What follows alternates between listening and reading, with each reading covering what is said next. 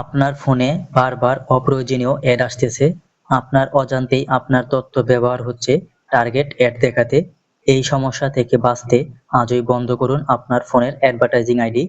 তো আজকের এই ভিডিওতে জানতে পারবেন কিভাবে বন্ধ করবেন আপনার ফোনে আসা অতিরিক্ত অ্যাড। তো আজকের এই ভিডিওটা সম্পূর্ণ শেষ পর্যন্ত দেখুন।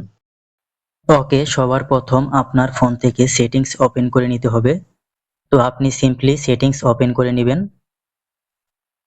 সেটিংস ওপেন করার পর স্ক্রল করে নিচে আসবেন। তো নিচে আসলে দেখতে পারবেন গুগল, এখানে ট্যাপ করবেন।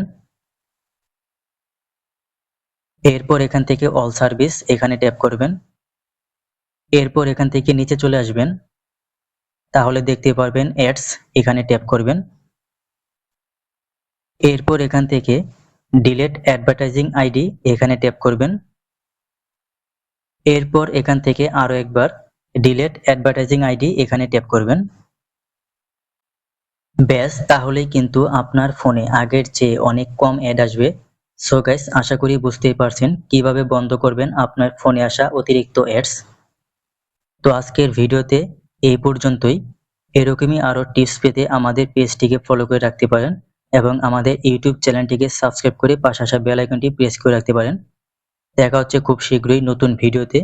সেই পর্যন্ত সবাই ভালো থাকবেন।